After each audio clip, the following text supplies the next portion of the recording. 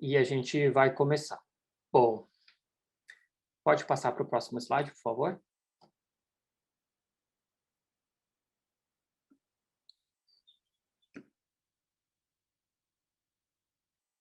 É isso aí, bem-vindos. É muito bom estar aqui com vocês, um grupo já quase 50 pessoas entrando, então a gente vai ter um grupo bem legal para conversar um pouquinho sobre um tema que é bastante relevante, que é compromissos de mitigação. A gente ouve isso cada vez mais. A gente tem até mesmo hoje, né, a cúpula do clima acontecendo, 40 líderes mundiais se reunindo, muitos adotando compromissos ainda mais ambiciosos, então a gente acha que é um momento bastante oportuno para conversar com vocês sobre compromissos de mitigação, e aí o foco não é o compromisso nacional, o compromisso perante a Convenção do Clima, mas é aquele compromisso que uma organização faz, né? E aí a gente tem o recorte das organizações brasileiras. Bem-vindos, vamos lá então. Eu sou o Guilherme, gestor do programa, e como eu já apresentei, né, minhas duas colegas, a Carolina e a Jéssica, nós três formamos o Programa Brasileiro de GHG Protocolo no que diz respeito à equipe, tá? Pode passar, por favor. Então, a gente tem a nossa super convidada especial, que é a Lígia Ramos, coordenadora de engajamento da iniciativa de Science Based Targets, metas baseadas na ciência, da Rede Brasil do Pacto Global da ONU. E a Lígia vai fazer um pouquinho mais para frente justamente uma apresentação, né, compartilhar com vocês o que é o Science Based Targets, o que é a iniciativa e também receber perguntas de vocês. Bom, essa é a programação que a gente tem para vocês, tá? E depois da programação eu vou dar passar algumas regras para vocês em relação a questões mais de ordem, assim, para o dia de hoje, né, para amanhã. Então, a apresentação em boas-vindas eu já estou fazendo. O objetivo do nosso webinar eu vou passar para vocês logo mais. Vou dar alguns updates do ciclo, né? O ciclo 2021 do programa GHG já começou, e a gente tem algumas atualizações para passar para vocês. Lembrando que esse evento ele é aberto para os membros do programa, tá? Então, todo mundo que está aqui é membro do programa do ciclo 2021, então por isso que a gente vai passar esses updates para vocês, que são coisas importantes. Aí eu já vou passar a palavra para a minha colega Jéssica, que vai dar uma breve introdução do que a gente está falando hoje. E aí a gente tem 3 blocos mais conceituais para vocês. Estabelecendo metas, como você estabelece metas, o que significa ser net zero? Então, a gente está cada vez mais escutando esse termo, ser net zero, a empresa é net zero, o que significa isso, tá? E depois eu passo a palavra para a Lígia, que vai falar sobre Science-Based Targets, e a gente tem, no final, espaço para dúvidas e encerramento. Muito importante, a gente está recebendo perguntas para vocês, de vocês, desde já, e essas perguntas podem ser feitas por meio do chat. O chat está sendo monitorado, então quem tiver uma pergunta, por favor, deixe por lá. E aí a gente vai recolhendo essas perguntas e, de tempos em tempos, a gente abre, né, para responder algumas perguntas e no final a gente não tem tempo para responder perguntas remanescentes. Pode passar. Qual é o objetivo, né? Então, auxiliar na compreensão do onde se quer chegar, qual que é a nossa meta, como é que estipula uma meta, o que é ter uma meta, o que significa ter metas baseadas na ciência, o que significa ter uma meta carbono zero, por exemplo, tá? E isso é muito importante porque é um dos pontos, é um dos pilares, talvez, que sustenta, né, a gestão das emissões das organizações. E a gente apresenta algumas das iniciativas que estão por aí, né, em paralelo ao programa GHG, que buscam auxiliar na questão da elaboração de metas. Temos o término previsto para as 15 para o meio-dia. Pode passar. Bom, o programa GHG, para quem ainda não sabe, né, a gente tem, talvez esse ano, um número recorde de novos membros, então é bom ressaltar o que é o programa GHG, já foi criado em 2008, surgiu de uma adaptação do método internacional que é o GHG Protocol, e ele foi, né, digamos assim, tropicalizado ou abrasileirado para o contexto nacional. Isso foi feito na época pela Fundação Getúlio Vargas em parceria com a WRI, que é a WRI que toca, né, o GHG internacional, e até desde então o nosso Centro de Estudos em Sustentabilidade, então todos nós aqui somos pesquisadores do Centro de Estudos em Sustentabilidade da Fundação Getúlio Vargas, nós fazemos a gestão do Programa Brasileiro de GHG Protocol. Qual que é o objetivo do programa? Então, a gente tem como meta, como objetivo, difundir a cultura de inventários de emissões de gases de efeito estufa no Brasil. Isso quer dizer que a gente busca que cada vez mais se torne comum que se torne algo corriqueiro, né, algo perene nas organizações, realizar inventário de emissões corporativo, né, ou inventário organizacional. Para isso, né, como é que a gente busca alcançar esse objetivo? Desenvolvendo métodos e ferramentas, né, a receita do bolo e o ferramental, capacitando gestores e pessoas para que sejam aptas a fazer o inventário. A gente tem o nosso registro público de emissões, que é o nosso output, né, o que torna público, que demonstra a transparência das organizações, que torna público o inventário propriamente dito. E tem aí um papel também importante nosso, pelo menos assim a gente enxerga, de articulação. Pode passar.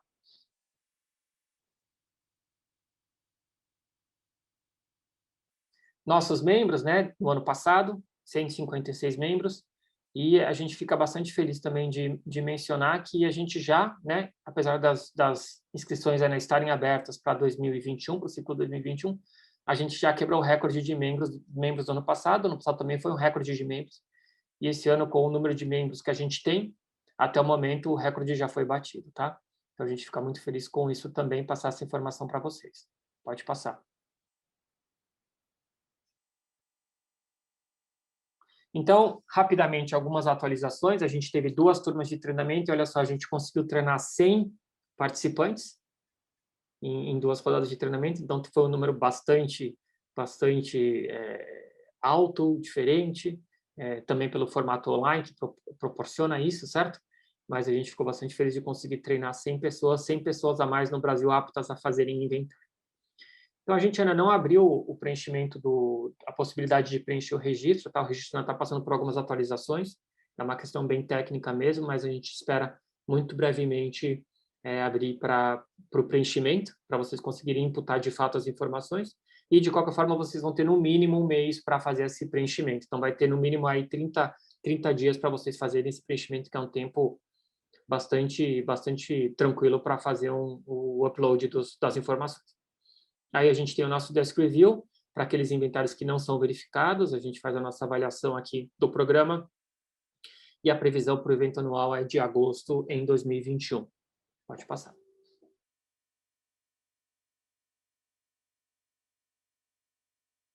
Certo, era isso então que a gente tinha em termos de boas-vindas. Eu vou agora passar a palavra para a minha colega Jéssica, que vai dar uma introdução para vocês, falar um pouquinho sobre o que é estabelecer metas de gases de efeito estufa. Jéssica? E aí, desculpa, Jéssica, antes de passar a palavra para você, só lembrando o pessoal que está entrando por agora que vocês podem deixar perguntas no chat. Então, a gente está recebendo perguntas no chat, então, para essa parte da apresentação da Jéssica, por favor, façam perguntas que a gente está monitorando. Olá, pessoal, bom dia. Vou trazer aqui um pouco de um contexto, né, um pouco de alguns elementos fundantes para a gente falar depois de metas, tá? O nosso objetivo aqui, né, é inspirar um pouco vocês e trazer alguns subsídios teóricos, assim, sobre onde se quer chegar, de fato, né?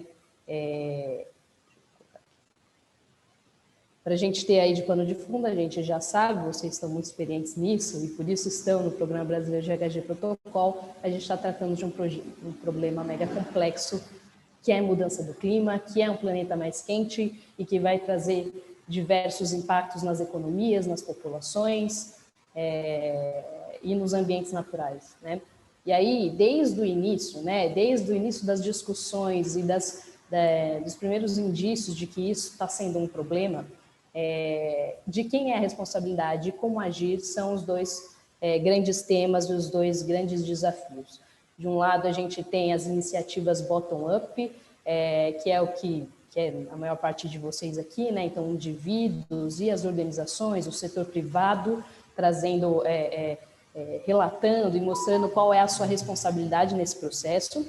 E temos também, de outro lado, as iniciativas top-down, e aí os governos, as políticas públicas, fazendo o seu papel ali de também atacar e tratar a mudança do clima, né? De alguma forma, ali, quando um se mostra inexpressivo, o outro se mostra importante para a sociedade, mas aí dentro desse campo aí, que é a mudança do clima, existem essas forças aí, e ambos são muito importantes para o tratamento da questão, né? É lógico que a gente, ao falar sobre isso, e quem é a responsabilidade, né? Qual é a sua parcela aí de responsabilidade de mudança do clima, a gente está falando de diagnóstico.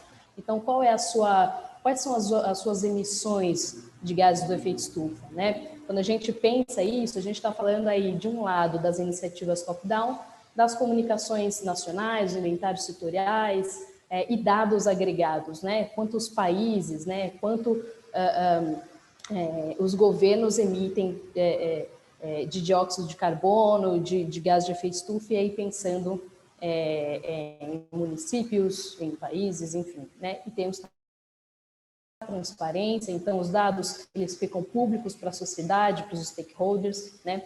E o inventário ele é uma ferramenta de gestão, né? De fato você vai ter a mensuração. A partir da mensuração você sabe, né, como agir, né, traçar as estratégias até que a gente chegue no nosso objetivo aqui, que é a redução de emissões, né? E aí, a gente ainda falando sobre o inventário como o primeiro passo, né, a partir dele que a gente identifica as principais fontes. A gente identifica as tendências. Uma fonte de emissão que a gente vê pequenininha, ela pode crescer muito ao longo do tempo, né? Ela permite esse monitoramento. A partir do inventário, também é possível entender o que é possível ser feito, quais são os custos dos tratamentos possíveis, isso a partir do momento que você tem ali mapeadas as fontes, mapeada quais são as responsabilidades de cada uma dessas fontes, né? Tem lá o seu radar piscando para cada uma delas, né? E a partir disso você tem uma avaliação e delineamento de uma estratégia, uma vez que você tem lá um mapa certinho do que você tem de fonte de emissões. Um exemplo de que o inventário ele é importante, né, é o case do Hospital Albert Einstein. A gente sabe que algumas organizações, às vezes, têm pressões aí da matriz para que desenvolvam metas. Muitas vezes essas organizações têm metas antes de terem seus inventários de emissões. Mas, aí no mundo ideal, aí nas ordens, aí no fluxo, né, o inventário de emissão no primeiro momento pode ser mais seguro para a organização em termos de estratégia.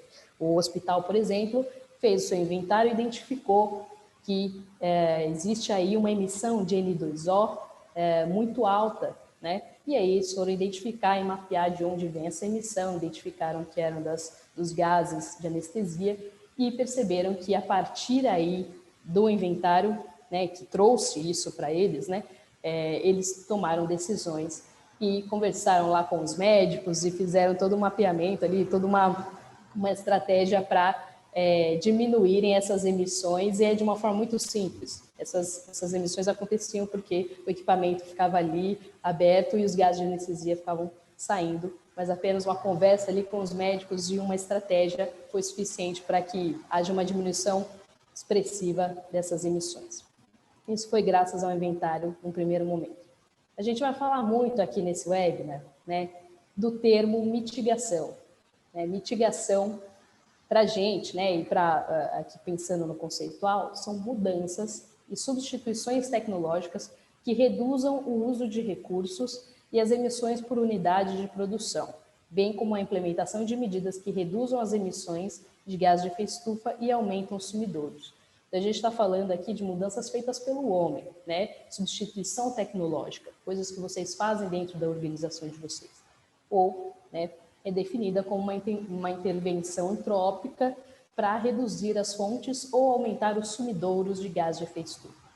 Reduz a fonte de emissão ou aumenta aí sumidouros, ou seja, que absorvem esses gases de efeito estufa. Tá? Antes de prosseguir, eu queria que vocês, se pudessem, peguem os celulares de vocês aí, pelo QR Code, a gente vai fazer uma pequena pesquisa. Entrem no site também, caso vocês não queiram usar o QR Code, menti.com, e aí vocês entram com esse código, só para a gente ter uma noção de como vocês estão em termos aí de desenvolvimento de meta.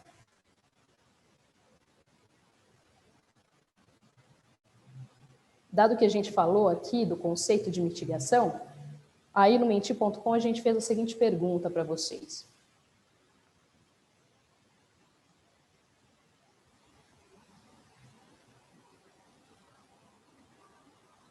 Sua organização estabelece algum tipo de compromisso de mitigação? vocês já estão respondendo aí. 29 pessoas já responderam. Perfeito. Sua organização estabelece algum tipo de compromisso de mitigação. A gente tem 47% até então respondendo não, mas está em desenvolvimento. Estamos desenvolvendo. 38% dizendo sim, a gente tem uma meta de mitigação. 13% não e 3% não sei. 39 pessoas. Perfeito. Está subindo um pouquinho, não?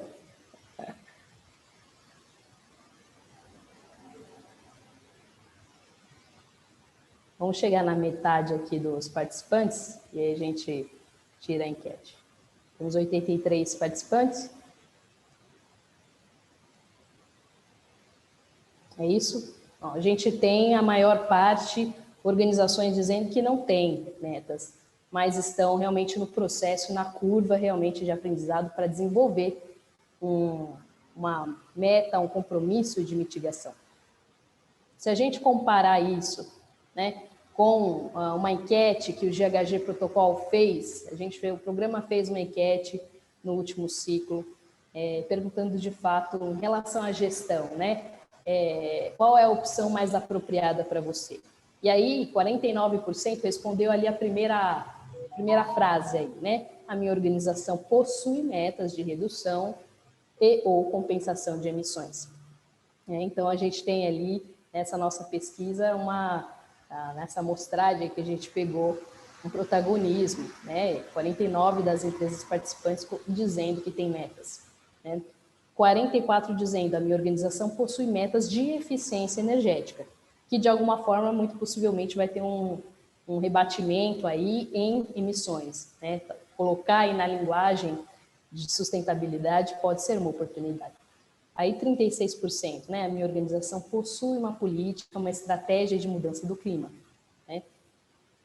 Ou ali, 26%, a minha organização não faz a gestão das suas emissões, porém pretende iniciar no curto prazo, e 7% a minha organização não faz a gestão das suas emissões, né?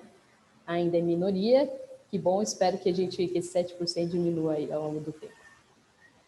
Estabelecendo as metas, a gente vai trazer aqui algumas possibilidades, né, para que vocês pensem, tanto as empresas que já têm as suas metas ou as que querem desenvolver as suas metas para inspirar em possibilidades. O que são as metas, né? São componentes essenciais das ações sobre mudança do clima, pois é por meio delas que as organizações concretizam seus objetivos e expressam suas ambições em termos de mitigação de emissões de GE. Fala sobre a maturidade das organizações em relação ao problema, né? Uma coisa é você se comprometer com o diagnóstico e com as informações de qualidade, e isso já é um valor, né? Mas desenvolver metas é também trazer para a sociedade ação e gestão de fato, né?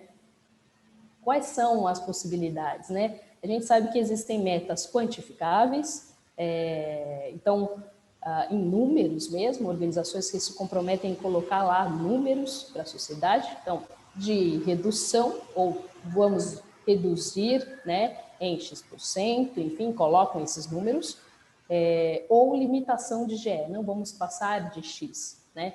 Isso é uma possibilidade de metas quantificáveis. Outras metas quantificáveis, o aumento da participação de fontes energéticas renováveis, então ela pode usar ali energia renovável, né? Ela pode dizer sobre melhores índices de eficiência energética, pode falar sobre redução de taxas de desmatamento, por exemplo, né? Então tem outras formas aí de trazer meta quantificável, não usando exatamente redução de X toneladas de dióxido de carbono equivalente, por exemplo, mas ela pode fazer de outras formas essa meta quantificável. Tem os esforços não quantificáveis, então ela pode trazer ali que ela vai fazer incentivos em pesquisa e desenvolvimento, ela vai preparar inventários de emissões todos os anos, né? Então se comprometer ali com inventários anuais, né? Adoção de boas práticas, etc. Nas metas quantificáveis, existem algumas possibilidades aqui, né? Existe a meta absoluta, ou seja, a meta com valores expressos em termos absolutos. E aí, um dos exemplos é, vamos reduzir nossas emissões em 100 mil toneladas de dióxido de carbono em 2020, em comparação com o que foi emitido em 2019. Essa é uma meta absoluta. Comparando com a meta relativa, né? A relativa é uma meta condicionada ao desempenho de algum outro indicador. O exemplo é, vamos reduzir 8% das emissões por cada entrega realizada. E aí, existe aí essa diferença aqui, que para algumas organizações pode fazer mais sentido pensar aí em tonelada de aço vendido, né? E fazer uma meta aí dos produtos ou dos serviços, né? E não exatamente uma meta absoluta. Depende do caso, né? E a gente tem também dentro ali das quantificáveis, a gente tem essas duas opções. Uma meta baseada no ano base ou em projeções futuras. No ano base vou reduzir ou controlar o aumento das emissões em comparação ao ano ou período base, ou seja, histórico. Então, um exemplo, né? Vamos reduzir 20% das emissões totais de CO2 em 2022 em relação às emissões totais de 2015. Eu olho para trás, vejo determino um ano base e a partir dele eu vou projetar, vou colocar ali uma redução a partir desse ano, né? Com base nesse ano. Ou você pode também desenvolver uma meta de projeção futura. Então, reduzir ou controlar o aumento das emissões em comparação a uma linha de base projetada para o futuro. Você desenha ali, você mapeia qual que é o seu business as usual, a sua linha de emissões ao longo do tempo, e o inventário ele é uma ferramenta valiosa para isso, para esse monitoramento. E aí você vai dizer, eu vou reduzir 20% das emissões totais de CO2 em relação às emissões projetadas para aquele ano. Linha de base ou business as usual. Tá? Então, determinar um ano e ali pensar numa redução em relação ao que a gente viu, que vocês identificam no business as usual. Tá? Olhando então para trás, estipulando um ano base ou determinando um ano aí, pensando em projeção futura. Tá? E aí, é claro, quando a gente fala de meta, a gente pensa aí em orçamento de carbono, ou seja, qual é a quantidade total de CO2 equivalente que uma organização deve se comprometer a emitir em um determinado período. Tá? Então, o orçamento de carbono ele vai dizer, se a gente tem uma meta, a gente vai ter uma quantidade X aqui de carbono que a gente vai poder emitir.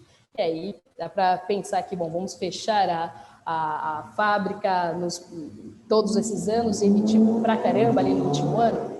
Então, esse orçamento, a partir desse orçamento que a gestão pode ser pensada. Tá? Vai existir as metas baseadas na ciência, o Science Based Target.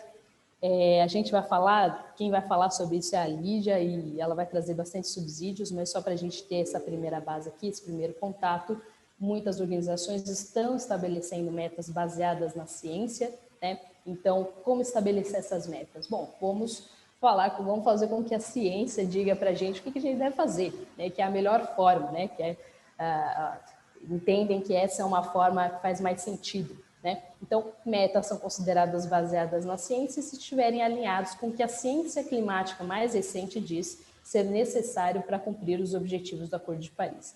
Limitar o aquecimento global a um nível bem abaixo de 2 graus Celsius, quando em comparação com os níveis pré-industriais, né? Então, a gente tem ali uma projeção de qual que é as nossas emissões no mundo, né, se a gente não fizer nada, com os compromissos estabelecidos no Acordo de Paris, e temos também a redução que a gente precisa fazer se a gente seguir ali o que a ciência nos diz, que é manter bem abaixo dos 2 graus Celsius. E aí é um outro desafio, uma outra complexidade. Então, como essas empresas podem estabelecer uma meta a partir do que a ciência diz que elas têm que reduzir? Então, a gente vai falar sobre isso com a Lídia, na fala da Lídia. E também tem algo que a gente ouve bastante, né, que é o net zero, né, organizações comunicando que vão ser neutras em carbono, que elas vão ser carbono zero, que elas vão ser carbono free, que elas vão ser, enfim, carbono negativo, né, Microsoft, Netflix, enfim, o que isso significa? A gente também vai trazer isso aí na fala da Carol, mas antes disso queria abrir para perguntas, eu e o Gui vão ficar à disposição para as perguntas. Gui, quer ler algumas perguntas aí para a gente? Tá, a gente só não teve nenhuma pergunta até o momento, tá? Né, Carol?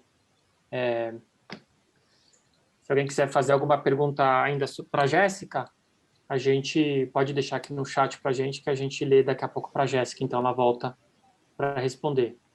Mas confirma comigo, né, Carolina? A gente não teve nenhuma pergunta até o momento, né? Isso, nenhuma. Tá. Agora veio uma. Veio uma. Deixa eu ver aqui, da Viviane, da Banrisul. Em relação ao consumo de energia, eu acho que ela está perguntando sobre o Net Zero, seria isso? Eu acho que sim, né? Basta trocar o consumo para energia renovável para ser net zero, deve ser isso. Então, a Carolina vai explicar sobre isso, né? Mas é uma coisa bem mais abrangente que isso, não é só em relação ao consumo de energia, é em relação a diversas fontes, né? A energia é uma dessas fontes de emissão de gases de efeito estufa. Você trocar o consumo de energia não renovável por renovável é uma escolha, é uma opção, mas eu acho que eu passo para a Carolina para explicar um pouquinho a abrangência, que é maior, do que é estabelecer net zeros, tá bom? Sim, escopo 2, escopo 1, escopo 3, continuando aqui a pergunta da Viviane. Então, é isso mesmo, escopo 1, 2 e 3, eles entram na conta quando você fala de net zero, e entram na conta quando você fala de science-based targets. Tem uma pergunta para você, Jéssica, da Camila, agora aqui. Se você pode comentar sobre o orçamento de carbono, inventário base e crescimento orgânico das empresas. Pode comentar um pouquinho sobre o orçamento de carbono? Sobre o orçamento de carbono. O orçamento é aquele conceito que a gente trouxe de... Peraí, deixa eu voltar aqui. Que é quando você tem, de fato, uma quantidade já estipulada de CO2 equivalente que essa organização se comprometeu a emitir num período. Então, se você estabelece ali aquela meta, tanto uma meta baseada, né, no ano base ou em projeção futura, ela consegue determinar mais ou menos qual que é o pacotão, quanto que ela vai poder, aí, no limite dela, emitir, né? E aí, nesse orçamento, você, olhando aí para o seu total de emissões, você consegue perceber, bom, então eu vou me arranjar no seguinte, né, no tempo da seguinte forma, né? Vou emitir a maior parte nesse ano e depois eu vou fazer uma tendência de redução, ou vou ter um crescimento de emissões, mais pensando no meu orçamento de carbono, tá? Porque muitas vezes a gente olha ali as emissões da organização e a gente pensa que precisa ter necessariamente uma redução a cada ano. Mas se ela tem noção do orçamento de carbono dela, né, e das metas que ela estabeleceu, com base nesse orçamento, ela pode ter um aumento ou uma redução ao longo dos anos, mas não extrapolando esse limite de orçamento de carbono dela. Tá? Certo, obrigado. A gente tem algumas perguntas chegando aqui, coisas que eu acho que eu vou direcionar para a Lígia mais para frente. Mas tem uma pergunta talvez para a Jéssica que a gente pode fazer agora aqui, que eu vou ler para você, Jéssica. Qual a metodologia mais indicada para fazer uma projeção de emissões a longo prazo? Uma metodologia? Fora a nossa, né? Eu diria que é a nossa, né? Mas pode comentar. Exatamente, eu traria isso, eu traria que a partir do inventário de emissões e fazendo um estudo aí de compliance, vendo o que as organizações do seu setor, né, estão fazendo, isso pode ser um bom indicativo. Então, se você é uma indústria de base, né, uma boa forma é realmente ver empiricamente aí no seu ambiente, né, nos mercados, como que... quais comunicações estão sendo mais efetivas, se é uma meta relativa, né? Se faz mais sentido ter essa informação por produto ou por serviço e ver o que os seus concorrentes ou organizações do seu setor estão fazendo e que fazem mais sentido, né? Eu traria essa dica. Boa, Gé, eu acho que tem bastante pergunta chegando, mas é mais sobre Net Zero e Science-Based Targets. Então, acho que aí seria bom passar a palavra para a Carolina, para ela fazer a parte da apresentação dela, daí a gente já tira algumas dúvidas e depois a gente passa para a Lígia. Vamos lá, Carol? Vamos. Bom dia, pessoal. Estou vendo aí chegando bastante perguntas sobre Net Zero, né? A gente segurou um pouquinho, eu vou tentar explicar para vocês melhor o que é o Net Zero e depois eu abro para vocês fazerem perguntas, tirarem suas dúvidas. Então vamos lá, né? O que é ser Net Zero? Então, Net Zero, ou emissões líquidas zero de dióxido de carbono, ocorre quando as emissões antropogênicas de CO2 são balanceadas globalmente por remoções antrópicas de CO2 durante um período especificado. Ou seja, emissões líquidas zero são alcançadas quando qualquer emissão de gás de efeito estufa remanescente for equilibrado pela remoção de gás de efeito estufa da atmosfera por tecnologias de remoção de dióxido de carbono. Dá um clique para mim, Gé, por favor. Então, só para deixar mais claro, né? A gente tem ali um nível de emissão, mais um, por favor, que vai ser reduzida. E essa emissão remanescente, mais um, por favor, precisa ser removida igualmente para que a gente alcance um balanço líquido zero. Então, são emissões líquidas zero de CO2. Pode passar, Gê. Então, só para a gente contextualizar aonde que surgiu esse termo, né? Quando que a gente começou a falar sobre isso. Lá em 2014, o IPCC lança o 5º relatório de avaliação para fornecer bases científicas para o Acordo de Paris que fortalecessem as respostas às mudanças climáticas, segurando o aumento da temperatura média bem abaixo de 2 graus Celsius, com esforços para manter ela em 1,5 graus Celsius. E aí, em 2015, a gente teve lá o Acordo de Paris, sendo assinado por 195 países, que eles colocaram lá suas metas e as suas promessas para manter o aquecimento da temperatura global bem abaixo dos 2 graus Celsius. E aí, não tinham muitos estudos sobre os cenários, os possíveis impactos que seria manter o aquecimento global a 1,5 graus Celsius. Então, chamaram o IPCC para fazer um estudo sobre esses cenários, e em 2018, o IPCC lançou um relatório especial sobre os impactos do aquecimento global a 1,5 graus Celsius e as possíveis vias para limitar esse aumento da temperatura. Pode passar, Gé. Então, a gente está falando aqui, né, nesse termômetro, tem a temperatura média global até 2100, então a projeção até 2100, a média pré-industrial considerada ali como base, né, como zero, e se vocês repararem, em 2020 a gente já estava com aquecimento global de 1,1 graus Celsius, sendo que a meta do Acordo de Paris ficou em 1,5 graus Celsius. Com as políticas atuais, mantendo, né, o cenário business as usual que a gente já tem hoje, essa média da temperatura tem uma previsão de chegar a mais ou menos 2,9 graus Celsius. E com as metas e as promessas colocadas no Acordo de Paris, ela ficaria entre 2,6 e 2,1. Então, ainda acima dos 2 graus Celsius, primeiramente planejados, e bem acima do 1,5 graus Celsius planejados. Pode dar um clique já, por favor. Então, só para a gente colocar aqui visualizar em emissões, né, do que a gente está falando. Nessa linha preta, a gente tem as emissões históricas que tivemos até mais ou menos 2015. Em azul, a gente tem as emissões projetadas para 2030. Então, em azul mais escuro, tem as emissões das políticas atuais, se nós não mudarmos nada. E em azul claro, a projeção das emissões para 2030 das metas e promessas do Acordo de Paris. E se vocês repararem, a gente precisaria ter um decréscimo bem grande das emissões até 2030, então a gente está falando desse decréscimo para daqui a 9 anos, para alcançar as emissões necessárias para limitar o aumento da temperatura em 1,5 graus Celsius, conforme falado no Acordo de Paris. Então, essa diferença que a gente vê aqui entre a projeção em azul das metas do Acordo de Paris e onde nós deveríamos chegar em 2030, que é a linha verde aqui, mostra um gap nessas emissões, que é o que a gente precisa trabalhar para reduzir.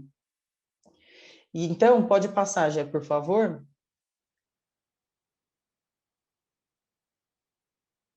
Então, nós vemos aqui onde estariam como estaria essa redução das emissões se a gente utilizasse só técnicas convencionais de mitigação.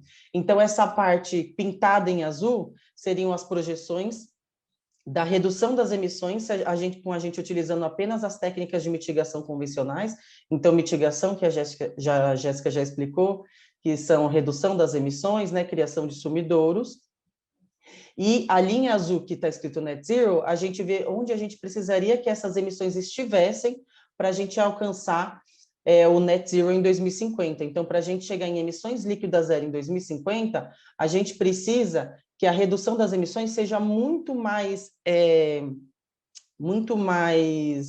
forte do que ela seria só com técnicas convencionais de mitigação. Volta só um pouquinho, obrigada. E então a gente precisa fazer uso de tecnologias de remoção de carbono para poder alcançar ali o balanço energético zero até 2050. Agora pode passar, já, obrigada. Então, só para a gente resumir o que foi falado, né? Por que Net Zero até 2050? Porque para limitar o aquecimento global a 1,5 graus Celsius, o mundo precisa reduzir as emissões de CO2 pela metade até cerca de 2030 e atingir o Net Zero até 2050. E sob as emissões prometidas pelas NDCs no Acordo de Paris, o aquecimento global passa 1,5 acima dos níveis pré-industriais, mesmo se essas promessas forem complementadas com grandes aumentos na escala e ambição da mitigação depois de 2030. Ou seja, emissões mais baixas em 2030 levariam a maiores chances de manter o aquecimento global a 1,5 graus Celsius. Então, a gente está falando de reduzir drasticamente essas emissões daqui a 9 anos, pelo menos. Pode passar, gente.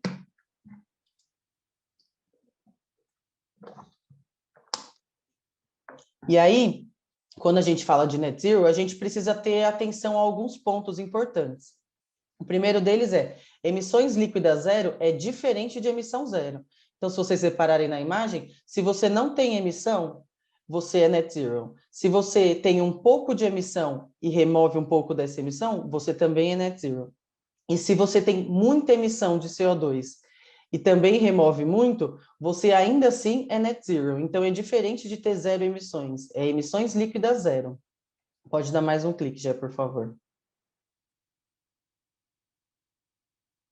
Então, quando a gente pensa em maneiras para atingir o Net Zero, existem diferentes estratégias que podem levar a esse balanço zero da temperatura global. Então, pode ser através da redução direta das emissões, usando medidas de neutralização das emissões por compensações, que são os offsets, e pela remoção de dióxido de carbono da atmosfera. E aí, se sabe hoje que estratégias de metas net zero que levam a uma redução direta das emissões têm um impacto maior e menos ambíguo.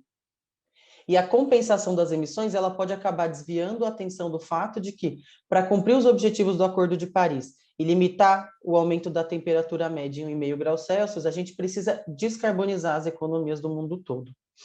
Pode dar mais um clique, Jé, por favor.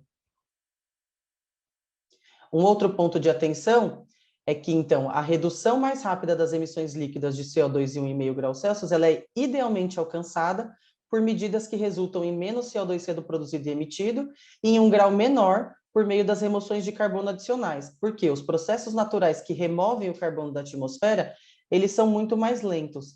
E, além disso, não existe certeza da capacidade total das remoções possíveis pelas tecnologias de remoção de dióxido de carbono.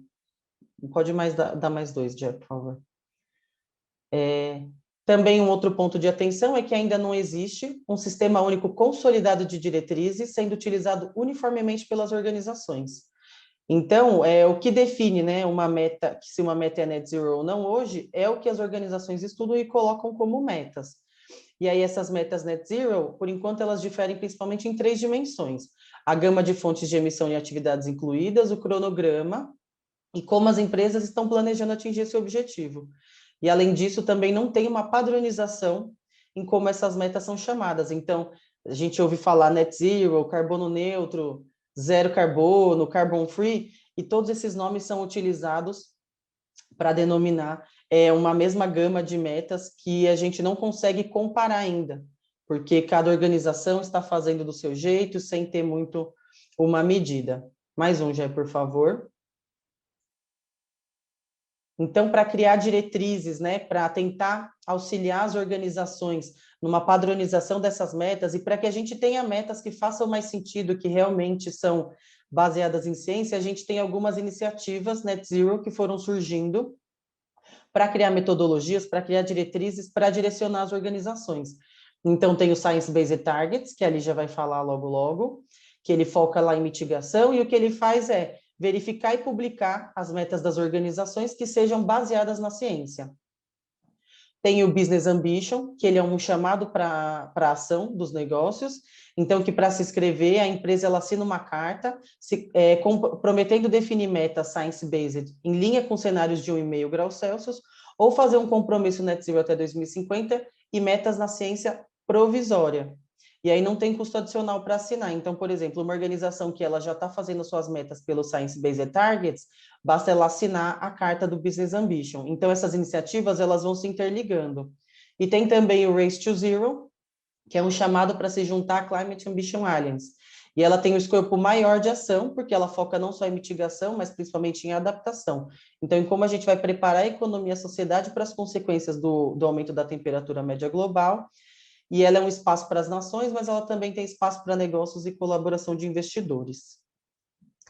Dúvidas sobre Net Zero? Muitas dúvidas, algumas dúvidas? Tem algumas perguntas sim, Carol. Já adiantando, né, que tem esse segundo bullet do slide anterior da Carolina falando que até o momento, como a gente não tem diretrizes claras, muitas coisas são definidas pelas próprias organizações. Então, muitas organizações se auto-intitulam carbono neutro ou net zero, ou adotam metas, e cada meta talvez tenha um padrão diferente, que a própria organização determina. Por isso que a gente não vai conseguir também responder taxativamente todas as perguntas feitas, porque depende caso a caso, tá? Mas mesmo assim, farei aqui algumas perguntas para a Carolina. A primeira, na verdade, eu vou fazer duas perguntas, tá, Carol? Porque uma tem a ver com a outra. Tem alguém perguntando se o Net Zero envolve, além da redução máxima de emissões, um programa de compensação das emissões remanescentes, que não puderam ser evitadas. Essa é a primeira pergunta. E uma segunda pergunta que tem a ver é a seguinte: neutralizar carbono com compra de créditos de carbono, a empresa pode se dizer neutra em carbono? Então, é um pouco do papel da compensação, né? Quando a gente fala de Net Zero, Carol. Isso. Então, quando a gente está falando da compensação, como o Gui disse, não tem uma definição do que são ou não metas net zero.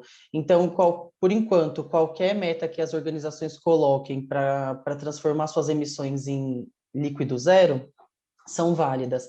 E a gente falou um pouco, né? Tem diferentes estratégias de mitigação que podem levar a essas metas net zero. Então, você pode sim ter uma redução direta das emissões e neutralizar o restante das emissões, comprando esses créditos, né, que são os offsets que vocês perguntaram, para neutralizar o restante dessas emissões.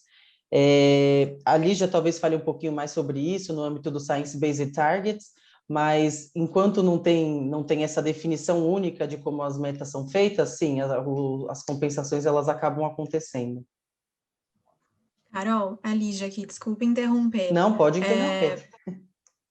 Obrigada. Mas só para esclarecer que sim, hoje ainda não existe um padrão internacional sobre como essas metas net zero devem ser elaboradas, mas a iniciativa Science Based Targets é a organização que está trabalhando para a elaboração desse padrão.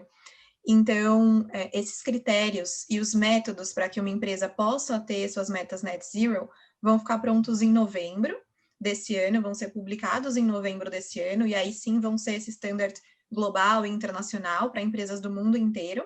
O que a gente tem hoje é um documento que estabelece os fundamentos do que essas metas net zero podem ou devem ser, e aí falando muito sobre o que você trouxe aqui, né? Então, de um foco essencial na redução das emissões em primeiro lugar, e aí depois entrar com mecanismos de compensação ao longo da transição rumo a esse ponto de net zero e eventualmente neutralizar essas emissões quando uma organização chega nesse ponto de emissões líquidas zero, justamente desse balanço de emissões zero, como você bem colocou. Então, eu só gostaria de destacar isso, que esse padrão para a elaboração das metas ainda não existe, esses critérios vão ficar prontos em novembro e vão ser publicados pela iniciativa, mas que sim, a gente tem um documento que explica todos esses conceitos que a Carol trouxe aqui, em torno de redução, abatimento, né, e aí neutralização e compensação, e eu convido vocês para acessarem também e terem mais informação. Obrigado, Lígia. Carol, chegaram algumas perguntas aqui, tá? E pelo teor das perguntas, dá para perceber que realmente há muita dúvida, há muita incerteza em relação a esse termo, né? E termos correlatos. Então, por isso que eu acho que é excelente a gente ter diretrizes e orientações sobre isso, tá, Carol? Então, vou fazer as perguntas para você, mas também sinta-se à vontade de falar, assim, que a gente não pode responder taxativamente algumas coisas, certo? Tá. Até que nível de redução uma empresa precisa chegar para ser considerada net zero? E o que é considerado residual? Tá. Então, para ser considerada net zero, como eu mostrei lá na primeira figurinha, a empresa precisa alcançar um balanço zero entre as suas emissões e a remoção de dióxido de carbono na atmosfera. Então, a empresa vai fazer um estudo lá das suas emissões, ela vai entender, então é por isso que a gente fala, né, talvez o método do GHG, como estudo de metodologia ali para projetar suas emissões, e ela precisa criar medidas que ela consiga reduzir ao máximo as emissões dela, o máximo possível, e aí compensar, neutralizar o restante das emissões para chegar nesse balanço líquido zero, que é como se ela tivesse zero emissões líquidas. E teve uma segunda, Gui, que eu esqueci. Qual foi? O que significa emissões residuais, aquilo que sobra, né? O que seria isso? Tá, essas emissões Sim, essas emissões residuais seriam que a organização ela não consegue reduzir nem neutralizar. E aí a gente vai precisar fazer uso de tecnologias de remoção de dióxido de carbono da atmosfera para remover essas emissões que ficaram, porque tem um acúmulo das emissões passadas também que fica na atmosfera, então você precisa fazer uso dessas tecnologias para remover essa emissão residual, essa emissão que não está sendo feita agora, que não está sendo nem reduzida diretamente, nem compensada. Certo, mais uma pergunta aqui para você. Deixa eu ver aqui. Tem alguém perguntando, só abre no parênteses, tem alguém perguntando se para aderir ao Race to Zero tem custo e como é a adesão, tá? E foge um pouco também do nosso conhecimento. E aí eu coloquei o link no chat da iniciativa para quem quiser dar uma olhada sobre como aderir exatamente, tá? Porque dá para fazer adesão por país, por cidade, por empresa e por aí vai, tá? Então, vocês podem olhar por lá. Tem uma outra pergunta aqui, que acho que é uma pergunta bastante relevante, porque indica um pouco daquilo que eu falei da dificuldade da gente distinguir um termo do outro, né? Então, alguém está perguntando aqui, quando uma empresa diz que quer zerar a pegada de carbono, é a mesma coisa que net zero ou carbono neutro? Então, acho que eu posso responder essa, Carol. Então, acho que também a Carolina já adiantou. Cada empresa pode, né, se auto-intitular alguma coisa se ela não segue um padrão de um terceiro, como o padrão do GHG para inventário, padrão do Science Based Targets para adotar metas, a gente fica um pouco tateando no escuro a respeito do que ela exatamente está se referindo, né? O que dá para falar em geral, tá? Em geral, é que quando a gente fala de emissões líquidas, zero, tem que haver remoção. Eu acho que eu posso afirmar isso. Então, tem que haver alguma tecnologia, seja ela natural, né, por meio das árvores, a biomassa, seja alguma tecnologia de sequestro de carbono mecânico da atmosfera, tem que ter alguma tecnologia, alguma iniciativa de tirar o carbono que já está na atmosfera, tá? Para você contrabalancear esses dois fluxos, certo? Então, tem um fluxo que é a emissão indo para a atmosfera, então tem que haver um outro fluxo dessa emissão que ainda está indo para a atmosfera, saindo da atmosfera. Percebem que são dois fluxos inversos, certo? Então, esses fluxos têm que estar balanceados. Para eles serem balanceados, necessariamente, precisamos ter, então, remoção de carbono acontecendo da atmosfera. Agora, quando se fala carbono neutro, pegada de carbono zero, tá? Aí fica um pouco a dúvida. Se está falando só desse balanceamento ou se está falando também do uso de crédito de carbono para compensar, tá? Então, né, esse crédito de carbono ele pode advir de um projeto que reduz emissões e que não sequestra emissão, ele só reduz a emissão, tá? Por exemplo, um projeto de troca de combustível, de geração de energia renovável como solar e por aí vai, certo? Então, a emissão acontece, mas não tem nenhuma remoção acontecendo. Só tem alguém reduzindo as suas emissões para que você possa emitir, certo? Então, não há um balanceamento entre remoção e emissão, não dá para falar que é emissão líquida zero, quando só a compra de crédito de carbono, por exemplo. Tá? Acho que é isso que a gente tem que começar a entender aqui, né? A diferença entre emitir versus remover e compensar, que é a compra de crédito de carbono, tá? Carol, deixa eu ver aqui. Tem uma última pergunta, que é a seguinte: a aquisição de áreas de preservação permanente, APP, servem como compensação para uma empresa ser net zero? E a aquisição de floresta plantada de silvicultura, áreas de eucalipto? Em linhas gerais, a gente pode falar que, né, a tecnologia, vamos chamar assim, mais comum hoje em dia para você remover carbono da atmosfera, né, para você conseguir, de fato, evidenciar ser net zero, é a remoção por meio do crescimento de biomassa. Então, aí tem um papel importante de floresta, seja ela floresta nativa ou floresta plantada, as duas estão removendo o carbono da atmosfera. Aí vai depender das regras que você segue, né? Se você, por exemplo, se certifica a partir de algum padrão nacional e internacional, o que esse padrão aceita? Aceita só floresta nativa ou também floresta plantada? Aceita a área de compensação legal? Aceita a área XYZ, tá? Mas, em princípio, qualquer biomassa crescendo remove carbono da atmosfera. Acho que eram essas as perguntas. Não sei se no meio tempo teve alguma pergunta aqui a mais. Não, Gui, acho que eram essas mesmo. Tem uma pergunta aqui da Lorena que eu posso também responder aqui, tá? Carol, se você me permite. Sim. Qual é a maior diferença entre offset e tecnologias de remoção de carbono, tá? Então, aí, não é necessariamente uma diferença. Por quê, Lorena? Você pode ter um crédito de carbono, né, que ele origina de um projeto de remoção ou ele origina de um projeto de redução, tá? Tem essas duas diferenciações. Então, se o crédito de carbono origina de um projeto de remoção, daí não tem diferença, tá? É um crédito de carbono que origina de um projeto que está sequestrando o carbono da atmosfera, né? Agora, se esse crédito de carbono ele é gerado a partir de uma troca de combustível, uso de energia renovável, manejo de resíduos, coisa assim, essa então é a diferença, né? É uma redução de emissões que está acontecendo e não uma remoção, tá? A Daisy, vocês têm exemplos de projetos que podem remover o CO2 para fazer esse balanceamento? Tá, o exemplo é esse, né? Plantar árvore.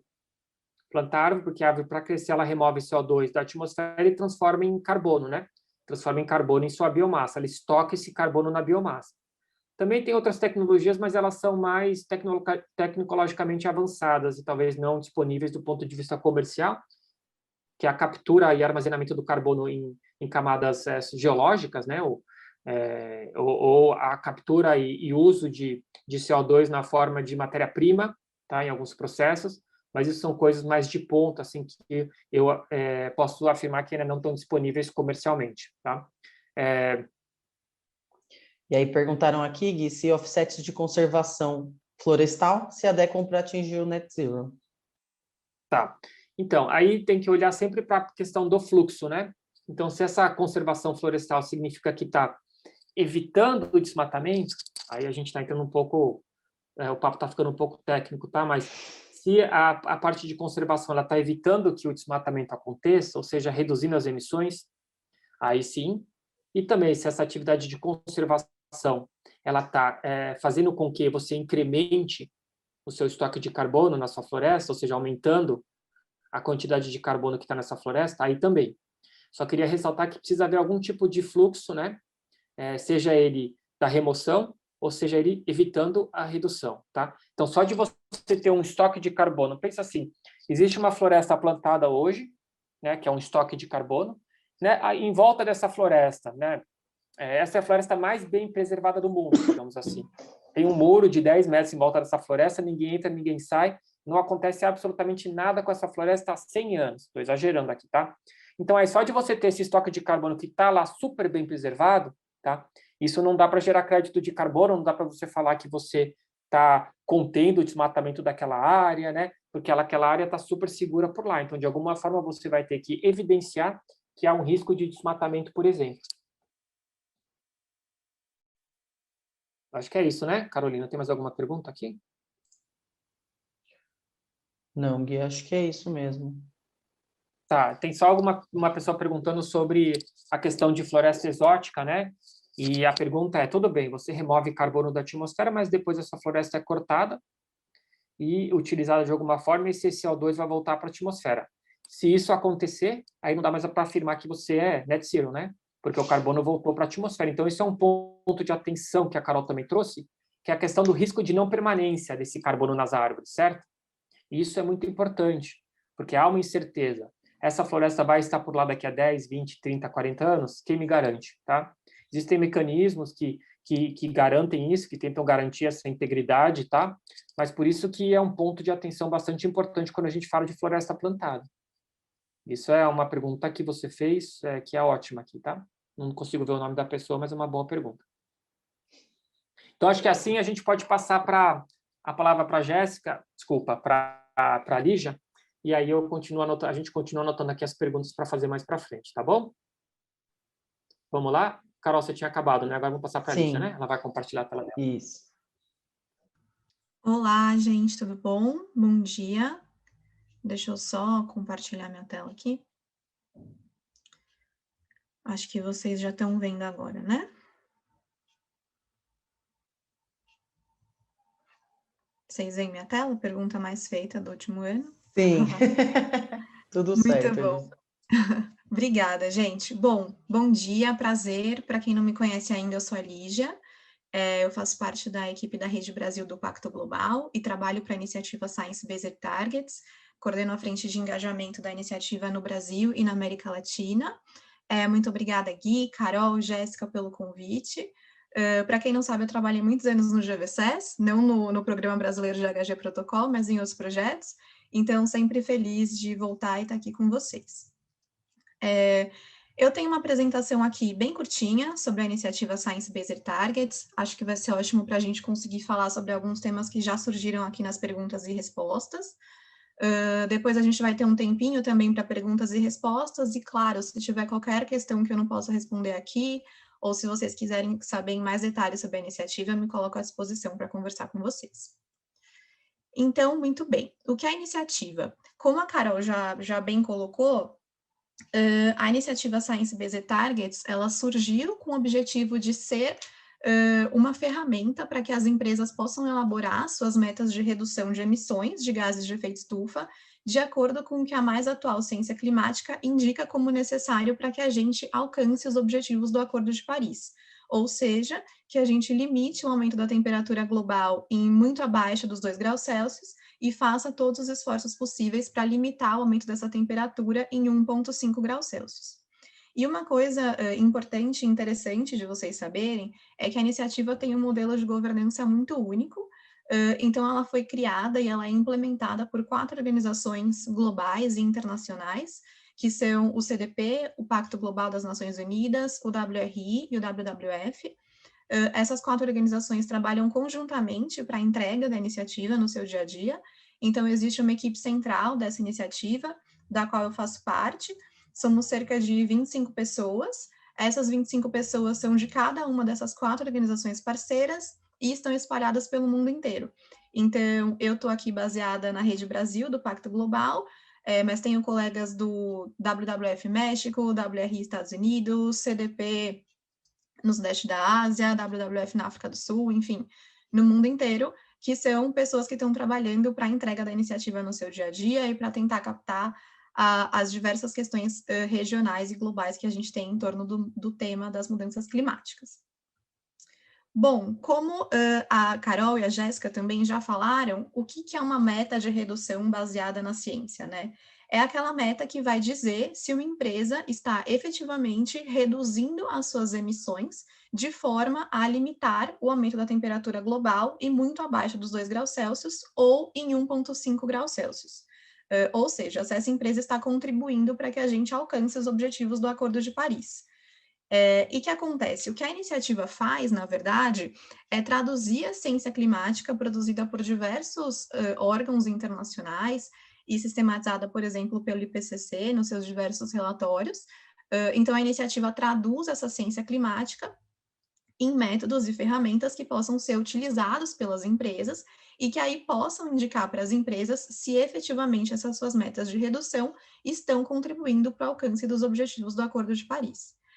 Então, aqui, como a gente vê nesse gráfico, essa linha roxa, ela indica quais são essas trajetórias de emissões que estão alinhados com esses objetivos de temperatura do Acordo de Paris, né? Então, muito abaixo dos 2 graus Celsius ou 1,5 graus Celsius, né? O que a iniciativa faz é traduzir toda essa ciência climática e construir essas trajetórias, e aí as metas baseadas na ciência, elas vão dizer, então, quanto e em que velocidade, então essas 2 linhazinhas amarelas aí, uma empresa precisa reduzir as suas emissões para chegar nesse ponto amarelinho, que é justamente onde a redução das suas emissões se encontra com essas trajetórias alinhadas aos objetivos de Paris.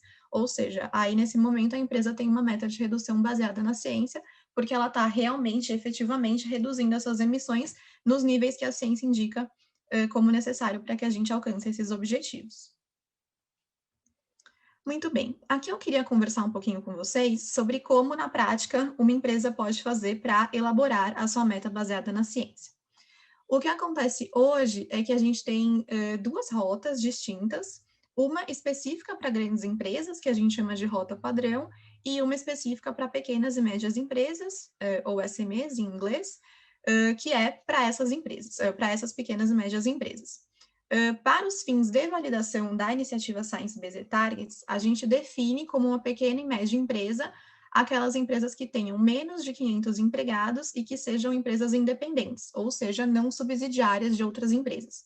Para essas empresas que se classificam de acordo com esse conceito, a iniciativa oferece uma rota muito mais simples e rápida de elaboração das metas. Hoje, por uma questão de tempo, eu vou me ater aqui na rota das grandes empresas, mas depois eu posso, inclusive, mandar para vocês alguns slides adicionais sobre essa rota de pequenas e médias empresas. Então, muito bem, falando um pouquinho sobre essa rota padrão para as grandes empresas. O que acontece? Para que uma empresa elabore a sua meta Science Based Targets, né, a sua meta baseada na ciência, ela precisa cumprir 5 passos. 4 desses passos devem acontecer num período de até 24 meses. E quais são eles? Então, o que acontece? Para uma empresa começar o seu processo de ter uma meta baseada na ciência, ela precisa, num primeiro momento, se comprometer com a iniciativa. E isso acontece por meio da assinatura de um documento que a gente chama de carta compromisso. Nessa carta, como a Carol já falou, a empresa vai simplesmente expressar o seu compromisso de elaborar uma meta baseada na ciência. E para isso, para fazer isso, para elaborar a meta e validar essa meta, é que ela tem esse período de até 24 meses. Uma vez que essa empresa tenha assinado a carta compromisso, aí ela começa a elaborar efetivamente a sua meta de redução de emissões. E para isso ela conta com uma série de documentos, recursos e informações da iniciativa sobre como ela deve fazer, como ela deve elaborar essa meta. Inclusive, a gente tem também uma ferramenta de cálculo para que a empresa faça, no fim do dia, o cálculo de quanto deve ser a sua meta de redução. O terceiro passo é submeter essa meta para a validação formal da iniciativa. Então, a iniciativa tem uma equipe dedicada a fazer a avaliação e validação dessas metas de acordo com os critérios da iniciativa Science Based Targets. E, muito bem, o quarto passo e último, dentro desse período de 24 meses, é que a empresa precisa comunicar, anunciar, tornar pública as suas metas. Então, esses 4 passos precisam acontecer dentro desse período de até 2 anos. Então, vejam que a empresa, no momento que ela assina essa carta compromisso, ela tem até 2 anos para elaborar e validar essa meta. E isso porque a gente sabe que, na verdade, o processo de usar a ferramenta de cálculo e fazer ali a modelagem de qual deve ser a meta é simples, não é o momento mais difícil, mas que para isso, para chegar nesse momento, a empresa precisa ter inventários robustos de emissões, e esses inventários precisam, obrigatoriamente, ser elaborados de acordo com a metodologia GHG Protocol, para escopos 1, 2 e 3, e além disso, a gente sabe também que, às vezes, a empresa precisa fazer mudanças, por exemplo, de operações ou de serviços, para que ela possa, no final, alcançar a meta que ela está se propondo. Então, por isso que existe um período de 2 anos para que a empresa cumpra esses 4 passos e, efetivamente, tenha sua meta submetida e aprovada. E depois dessa meta aprovada, o que a empresa precisa fazer anualmente, que é esse 5º passo, que a gente tem aqui como disclose, é anualmente reportar os seus inventários de emissões, de acordo com o método GHG Protocol, e também anualmente reportar como ou quanto ela está progredindo com relação ao alcance das metas Science-Based Targets que ela se propôs. Então, para as grandes empresas, elas precisam cumprir esses 5 passos, 4 passos para ter a sua meta aprovada e esse 5º passo depois que essa meta é aprovada pela iniciativa. E aí, gente, falando um pouquinho ali do primeiro passo, que é o passo de compromisso dessas empresas, como a Carol também já falou, o que elas precisam fazer é assinar uma carta compromisso com a iniciativa. Hoje, a gente dispõe de 2 modelos de carta compromisso. Uma que a gente chama de carta compromisso da campanha Business Ambition for 1.5, que eu vou contar um pouquinho mais para vocês, e a outra que é um modelo de carta compromisso padrão, que foi o primeiro que a gente teve, que veio antes do reporte do IPCC, que falou sobre essa questão do 1,5 grau. Então, eu vou entrar aqui um pouquinho mais em detalhes com vocês, primeiro sobre essa carta, esse modelo da campanha Business Ambition. Então, o Business Ambition for 1.5 é uma campanha, é um chamado de ação para as empresas. Essa campanha, ela foi criada pela iniciativa Science Based Targets e por outras agências das Nações Unidas, como uma forma de convidar, de chamar as empresas para que elas tenham compromissos ambiciosos com relação às mudanças climáticas, ou seja, para que elas tenham metas de redução alinhadas a essa ambição de 1,5 graus Celsius. Essa campanha, ela foi criada depois que o IPCC publicou o seu reporte, o seu relatório, em 2018, mostrando o quanto cada 0,5 grau centígrado é muito, muito relevante nessa agenda da mudança do clima e o quanto a gente deve fazer todos os esforços possíveis para limitar o aumento da temperatura a 1,5 graus Celsius. Então, a partir da publicação desse relatório, a iniciativa Science Based Targets e outras agências do sistema ONU criaram essa campanha chamada de Business Ambition. E aí, a gente tem, então, uma carta compromisso exclusiva para as empresas que querem fazer parte dessa campanha e demonstrar essa ação climática ambiciosa, ou seja, dizer que elas querem ter uma meta baseada na ciência alinhada a essa ambição. E aí, gente, o que acontece? Quando vocês abrirem a carta compromisso, e aí eu deixo aqui o link para essa carta e também um FAQ para as perguntas mais comuns que existem com relação a essa campanha, mas quando vocês abrirem a carta, vocês vão ver que as empresas elas podem escolher entre 2 opções disponíveis para suas metas. A primeira opção é ter uma meta de redução alinhada a esse 1,5 graus Celsius, e aí uma meta de 5 a 15 anos ao futuro, que é o horizonte temporal com o qual a iniciativa trabalha para a elaboração dessas metas. A opção 2 é a opção que dá às empresas a oportunidade de terem as suas metas net zero, que a gente tanto conversou aqui agora. Então, as empresas que escolhem a opção 2 estão dizendo que elas querem ter uma meta de redução em que elas vão ter essas emissões líquidas zero, como a Carol bem explicou. O que acontece é que essa opção 2, ela também demanda necessariamente, obrigatoriamente, que as empresas tenham objetivos de redução interinos, que a gente chama, ou seja, que ela também tenha objetivos de redução de 5 a 15 anos ao futuro. Por quê? Porque os objetivos net zero, a gente está falando de um horizonte temporal de até 2050.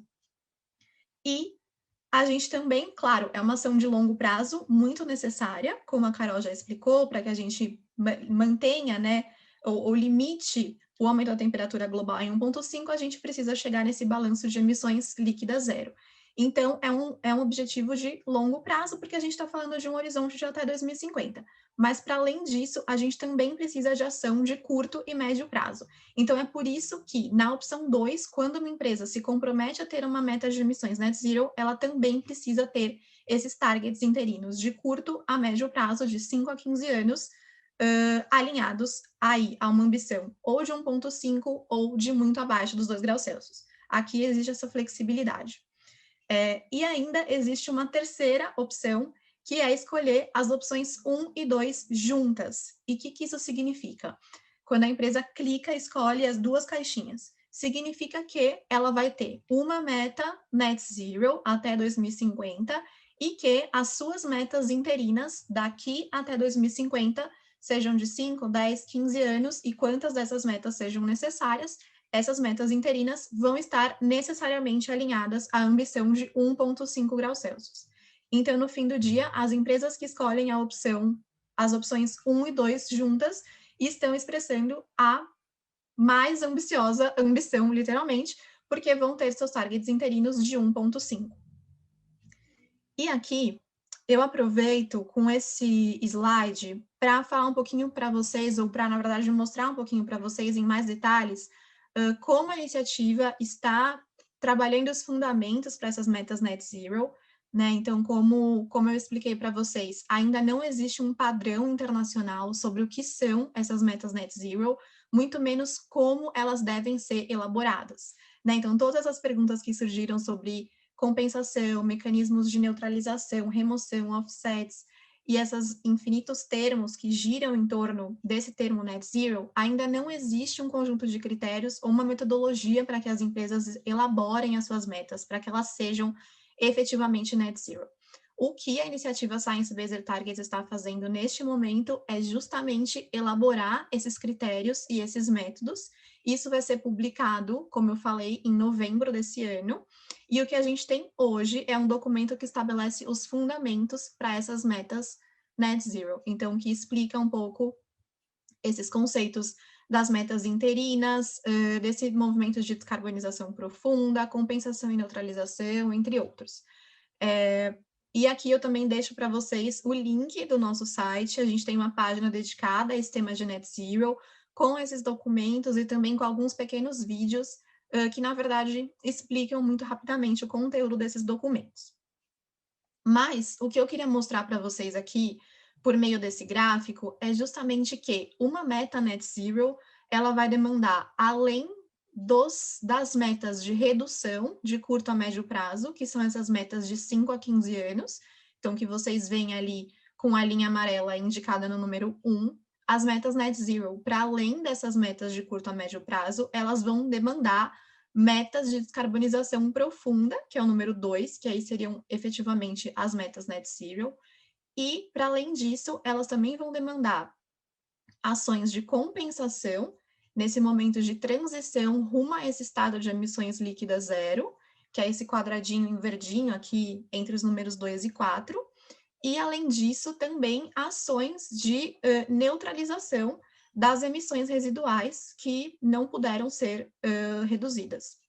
Então, é um processo que, como vocês podem ver, é um pouco mais complexo, que vai trabalhar sempre, em primeiro lugar, com a redução das emissões, tanto quanto for possível. Então, por isso que a gente fala aí de uma descarbonização profunda, porque essa redução precisa ser feita, e aí também vai demandar que as empresas trabalhem com mecanismos de compensação e neutralização. Muito bem, então voltando aos modelos de carta compromisso, né, esses dois aqui que eu tinha falado para vocês. Então, esse primeiro da campanha Business Ambition é esse que direciona as empresas para as metas net zero. E para além desse modelo, a gente tem um modelo de carta compromisso que é mais simples, que a gente chama de carta compromisso padrão, em que não há opções para escolher, então, né, net zero, 1.5, não existem essas opções.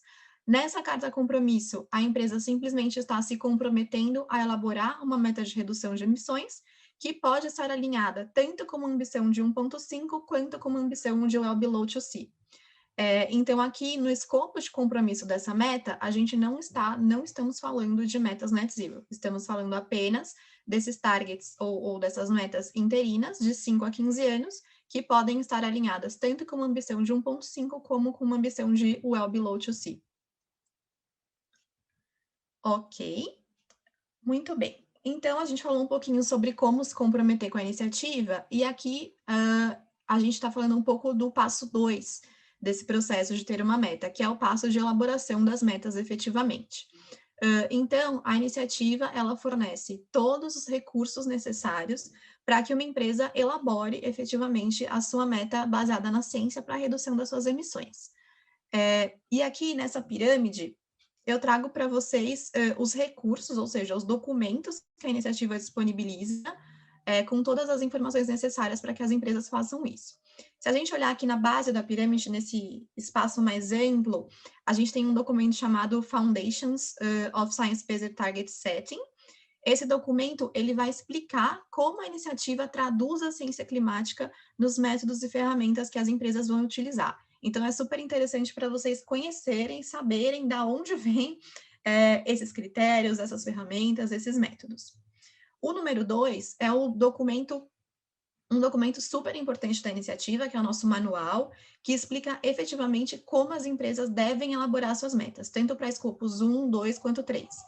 O que deve ser considerado na fronteira da sua meta, que tipo de emissões entram ou não entram, como eu vou definir a minha abordagem, escolher os meus métodos, quais critérios eu devo observar.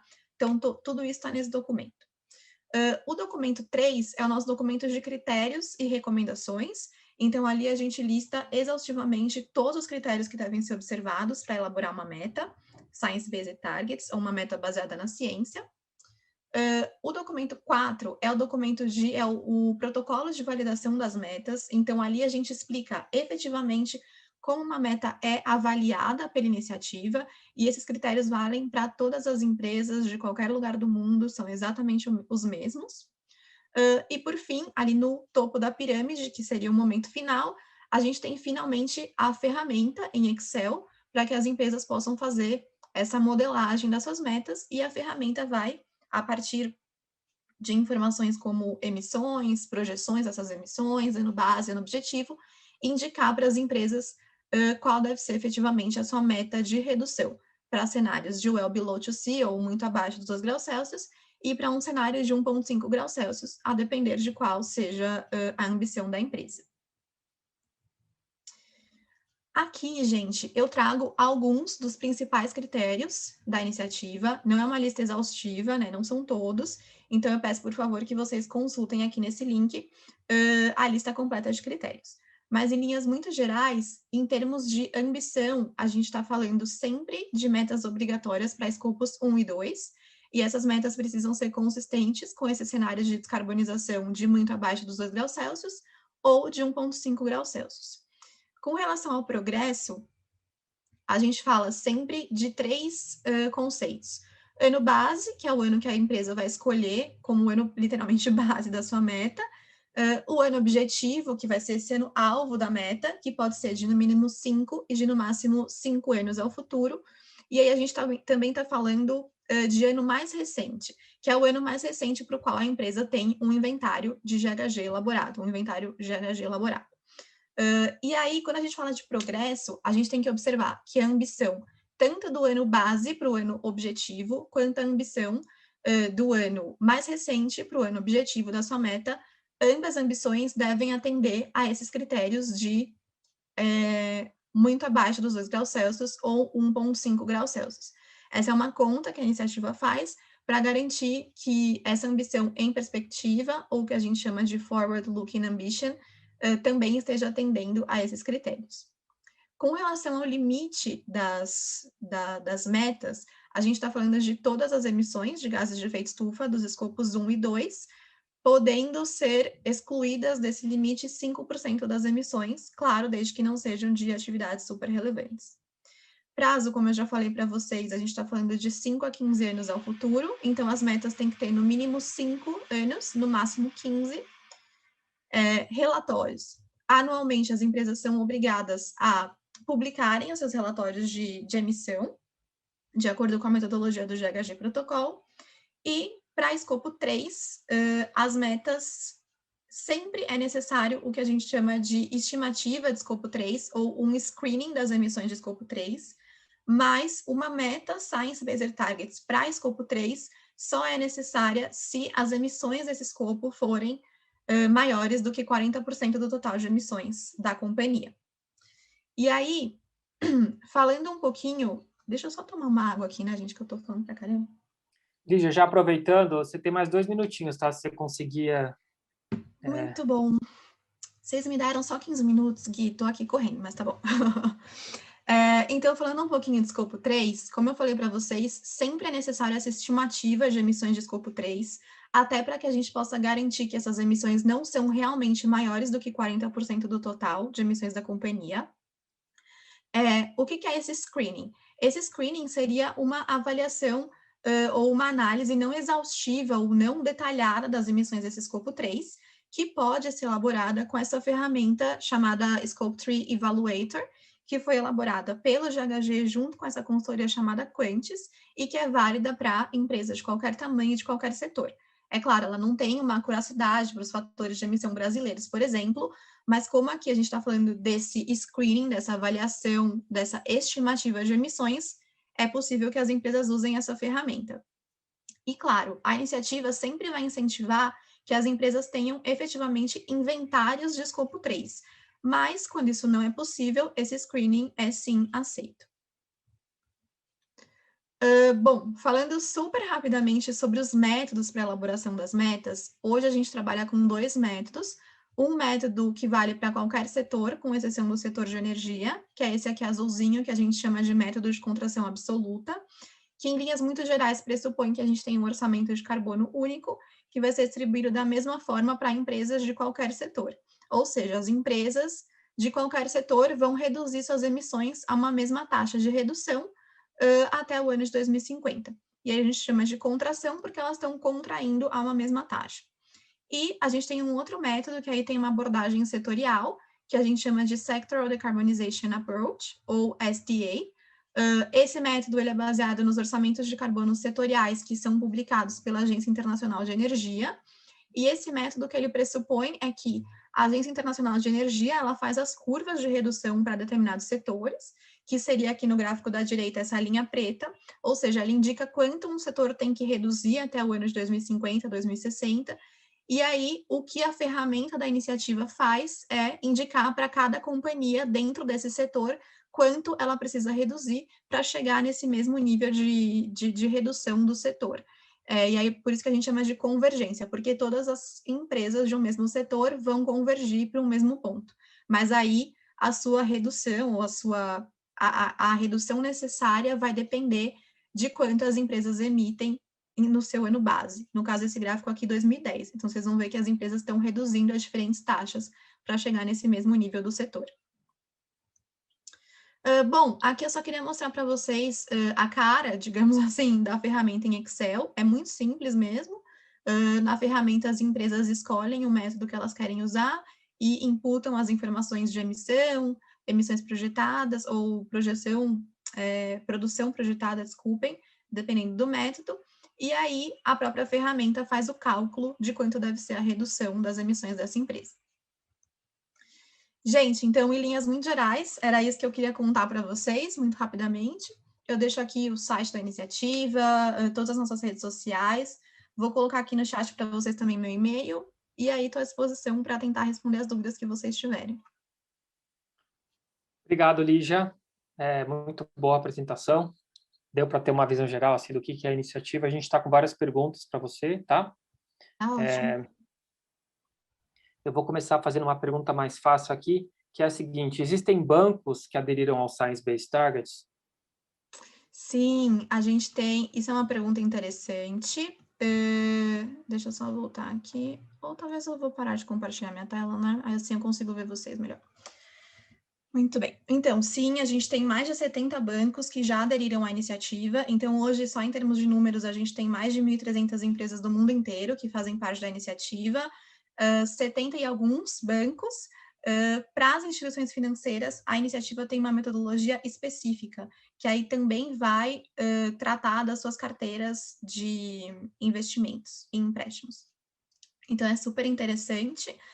Nos próximos meses, a gente vai fazer uma apresentação específica dessa metodologia para as instituições financeiras aqui no Brasil. Então, convido vocês a acessarem o site e conhecerem essa metodologia, mas já deixo convite para participarem do webinar que a gente vai fazer nos próximos meses. Legal. Eu vou fazer 2 perguntas de uma vez só para você, tá? Uhum. Eu acho que elas são um pouco relacionadas. E aí também, como a gente está... Faltam só 13 minutos para acabar o evento, a gente tem várias perguntas também. Se você, como tem bastante pergunta para você, se você também conseguir dar uma resposta um pouco mais resumida, a gente consegue abordar todas as perguntas, tá? Tá bom, vou tentar, eu falo muito, sabe? É isso aí. Não, tá ótimo. As 2 perguntas são, né? A primeira, se a empresa já tem metas elaboradas e consolidadas, qual é a vantagem para a adesão ao Science Based Targets? E a segunda pergunta é, no Brasil, Para as empresas publicarem que são carbono neutro, será obrigatório aderir aos Science Based Targets? Tá ótimo. Nada é obrigatório, né? Porque a iniciativa, ela não é uma legislação, né? Ela é uma norma corporativa para empresas, então a empresa decide se ela quer aderir ou não. Agora, qual a vantagem para que as empresas, uma empresa que já tem sua meta, tem uma meta Science Based Targets, é que é uma meta construída de acordo com critérios científicos e validada por uma terceira parte independente, que é a iniciativa. E aí essa empresa vai fazer parte desse grupo internacional de empresas que têm as suas metas avaliadas a partir dos mesmos critérios, das mesmas recomendações. Então, a empresa recebe ali uma chancela de um organismo internacional de que a sua meta está de acordo com o que a gente necessita para alcançar os objetivos do Acordo de Paris. É uma chancela de uma terceira parte independente. Tá certo. Próxima pergunta aqui para você, Lígia, é a seguinte. Deixa eu ver aqui. Se o ano base precisa necessariamente ser o ano em que a empresa assina o compromisso ao Science Based Targets ou pode ser um ano anterior, desde que tenha inventário? Sim, pode ser o ano anterior, isso fica a critério da empresa. Agora, o que eu falei é que a gente tem o ano base e tem o ano mais recente. O ano mais recente, ele precisa ser, no máximo, 2 anos anteriores ao ano em que a empresa submete a sua meta para avaliação. Então, aí sim a gente tem a questão desses 2 anos para o ano mais recente. Agora, o ano base pode ser o ano que a empresa escolher. Certo. A próxima pergunta para você é a seguinte. A questão da relação entre a meta da empresa versus a meta de um setor ou de um país. A pergunta é, qual é o desdobramento da meta de uma empresa para a meta do setor ou a meta do país? Se você pode falar um pouquinho sobre como é que uma coisa se desdobra na outra, tá? Olha, o que acontece é que a gente tem esse método de contração absoluta, que é um método que vale para qualquer setor, e aí ele vai indicar as metas da sua empresa especificamente. O método de redução, o método de descarbonização setorial, desculpem, é um método que aí já vai considerar, sim, o processo de descarbonização do setor. Então, a meta dessa empresa vai estar muito relacionada à meta de redução do setor também, e onde esse setor precisa chegar. Então, esse método de descarbonização setorial, ele não é válido para todos os setores, porque ele depende dos dados da Agência Internacional de Energia. Hoje a gente tem para alguns, como energia, cimento, papel e celulose, aço, entre outros. Não para todos, mas é um método interessante para observar essa convergência com relação às emissões do setor. Agora, com relação às emissões globais ou do país, não existe uma conexão direta da meta da empresa efetivamente com a meta fixada, digamos assim, pelo seu país. O que acontece é que as metas das empresas, para estarem alinhadas à ciência, precisam alcançar os objetivos do Acordo de Paris, então, do processo de descarbonização global da economia. Então, nesse sentido, as metas das empresas vão estar alinhadas ao que esse Acordo de Paris, ou que é o processo global de descarbonização, demanda. Tá certo. Acho que tem tempo mais para uma pergunta sua, Lígia. Daí a gente tem algumas perguntas mais gerais, tá? E aí, a gente, talvez 2 perguntas eu vou fazer para você, tá? Mas se você puder responder também brevemente. A primeira pergunta, ela é dupla, né? Se o Excel que você mostrou também vai ter em português, tá? E se você pode falar super brevemente sobre, ou pelo menos dar uma indicação, uma referência, como é que empresas de pequeno e médio porte podem aderir. Maravilha. O Excel não vai estar disponível em português, infelizmente. Esse é um ponto importante, eu esqueci de falar. Vários daqueles documentos que eu mostrei para vocês na pirâmide estão sendo traduzidos para o português, inclusive os documentos de Net Zero, e vão ser disponibilizados agora em maio. Mas a ferramenta em Excel não, porque a gente tomou uma decisão de manter numa linguagem única em inglês para que todas as empresas tenham exatamente a mesma compreensão do que está sendo demandado ali. Com relação às pequenas e médias empresas, o que acontece é que quando elas assinam a carta compromisso, elas já se tornam automaticamente como uma empresa target set ou com metas aprovadas, porque na carta compromisso a gente já indica 2 opções de redução para essas empresas. Então, ela não faz a modelagem das metas. É muito, muito mais simples, ela só escolhe uma entre as 2 opções, e aí ela já se torna automaticamente uma empresa com metas aprovadas. Certo. Deixei a última pergunta para o fim, porque eu acho que é uma bastante relevante também. aqui para o programa GHG, que é em relação ao escopo 3. Então, a gente vem recebendo muitas dúvidas de empresas sobre como relatar escopo 3 agora no GHG e no Science Based Targets. No GHG a gente sabe, né, que são as nossas regras, a gente sabe como é que funciona, e no Science Based Targets a gente está redirecionando para você, né, para o pessoal do Pacto responder. Mas a pergunta é a seguinte, tá? E aí eu vou também fazer um pouco a minha pergunta junto com essa. Então, tá, a pergunta é, para algumas empresas, alguns setores que têm poucas emissões de escopo 1 e escopo 2, quase sempre as emissões de escopo 3 vão ser maiores do que 40% do resto. Então, essa empresa já vai ter uma obrigação de relatar, de ter uma meta de escopo 3, certo? E a pergunta que eu gostaria, talvez, que você falasse um pouquinho, né, sobre isso, apesar do tempo, é a seguinte. Para a gente aqui, muitas empresas, elas ainda não fazem o relato de escopo 3, não de todas as categorias, né? São 15 categorias no GHG. Então, a maioria das empresas faz o relato de 1, 2, 5, 6 categorias no máximo. Então, ela não tem uma visão geral do que é o escopo 3 dela como um todo, para falar se ele é 40% ou não maior do que os outros, e se, por consequência, ela precisa ter uma meta de escopo 3, né? Queria que você falasse um pouquinho sobre isso também, por favor.